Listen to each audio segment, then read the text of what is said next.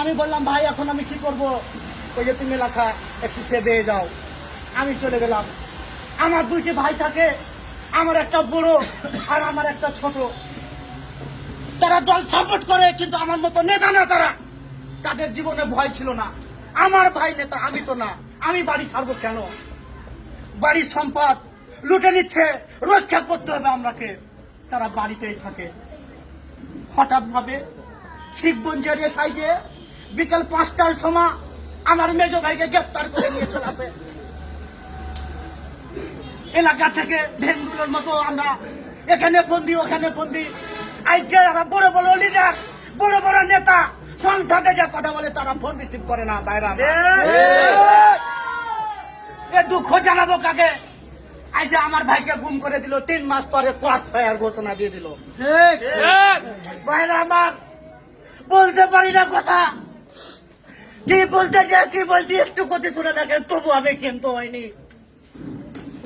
তারপরে আমার ভাই ছোটটা রাজশাহী বিশ্ববিদ্যালয়ের MBA করা ছাত্র, আমরাকে যখন না পেলো, আমার ভাইকে যখন না পেলো, আমার ভাইকে রাজশাহী থেকে গ্রেপ্তার করা হলো। বাইরে আজ পর্যন্ত আমার ভাই গুম হয়ে আছে, তার খোঁজ খবর পাচ্ছি না। কোথায় নেতারা?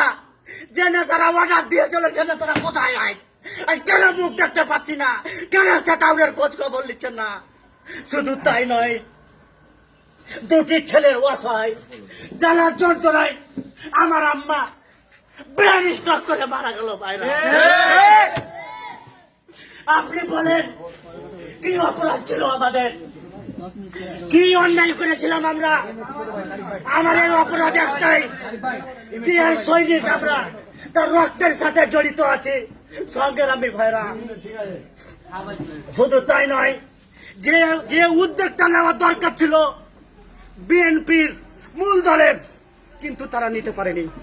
শুধু নিয়েছিল অসহায় ভাই, আমার গরিব দুঃখী ভাইয়ের বন্ধু, বিপদের বন্ধু। অসহায় সময় আমার ফোন রিসিভ করে যুব দলের সাবেক পাঠান ভাই। ঠিক ভাইরা আমার, জানি না তাকে কোন দিক থেকে আল্লাহ হেদায়েত করেছিল আমার পাঠান ভাইকে। আমার পাঠান ভাই বলল, সেটাউর একে একে তোমার সব ধ্বংস হয়ে যাচ্ছে, তুমি টিকে থাকো।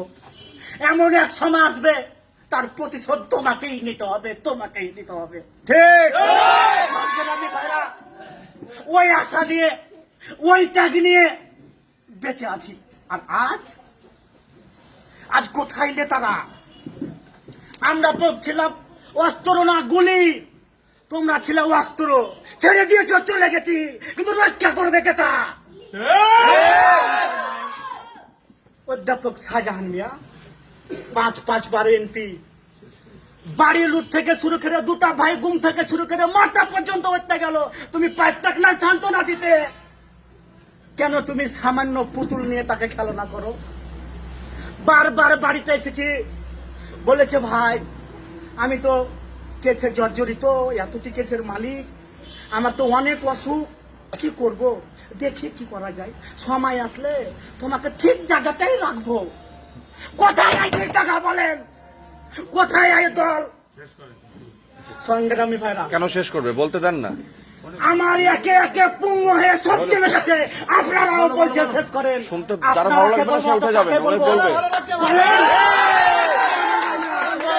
আমি যখন ছাত্র নেতা ছিলাম, বিএনপি থেকে নয়, ছাত্রলীগের সভাপতি সেক্রেটারি সবাই আমাকে করেছিল যে এই জায়গায় যদি সেটাউরকে ক্ষান্ত করা যায়, বিশেষ করে এই জায়গাতে লোক তুলে কথা বলবে, ছাত্রকে হুলিয়ে দিবে, যুবদলকে হুলিয়ে দিবে, এমন কেউ নাই। কারণ সেটাউরের একটাই উদ্দেশ্য, দলকে ভালোবাসে, পিছন দেখে না, যার প্রমাণ দুটি ভাই আর মা। আমি কেন্দ্রীয় নেতৃবৃন্দর কাছে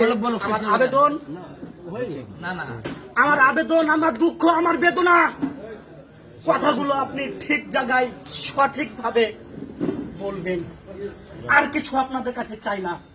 আর যদি আমি যোগ্য নেতা হয়ে থাকি, আমার যেখানে স্থান সেখানে আপনাদের মাধ্যমে আমি বসতে চাই। আর যদি আমি যোগ্য নেতা না হই, দল পরিচালনা করতে ব্যর্থ হই, আমার কোনো ঘাটতি থাকে, তাহলে আমি ক্ষমা চাচ্ছি। তোমার কি টাকা আছে? আমি চাই ভাই না। বলতে দেন ভাই। ঠিক কথা বলেছেন ভাই। আমি জাহিদ ভাই আমি শুধু বাপ মা ভাই দিয়ে পুঙ্গ না, আমি আর্থিক দেব। যখন আমার ভাইকে ধরে নিল, আইজাকে ধরেছি ভাই এটা দাও, ওকে ধরেছি ভাই এটা দাও, ওকে ধরেছি ভাই এটা দাও, সব দিয়ে আমি পুঙ্গ হয়ে গেছি। কোনো খোঁজ খবর আমার এ পর্যন্ত লাইনি। মেয়েছে আমার একমাত্র সাইন ভাই। কেন্দ্র পর্যন্ত আমাকে নিয়ে গেছে। আমি কিছু না পাই, আমার মনের কথাটা বলতে পেরেছি, এটাই আমার কাছে যথেষ্ট। আমাদের অধ্যাপক শাহজাহান মিয়া আমাকে সঙ্গে করে নিয়ে যেতে পারে নাই, তার কাছে কি এটাও সমর্থ হয়নি? এটা আমাদের চাওয়া পাওয়া ছিল না। আর কিছু বলতে চাই না, পরিশেষে শুধু এটুকু বলতে চাই, আমার পরিবারের জন্য আপনারা দোয়া করবেন।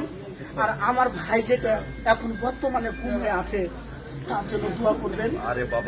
আমি জানি আমার ভাই এখনো জীবিত আছে। আমার মন বলছে, আমার আত্মা বলছে আমার ভাই বেঁচে আছে, তার জন্য দোয়া করবেন। তাকে জন্য আমরা, আমার আপাতত একটা বাপ আছে, সে এখন ধুকে ধুকে চিন্তায় সে জর্জরিত, পারি না। আজকে আমি এখানে আসছি, আমার আব্বু আমাকে বের করে গেছে, যাও দাদা।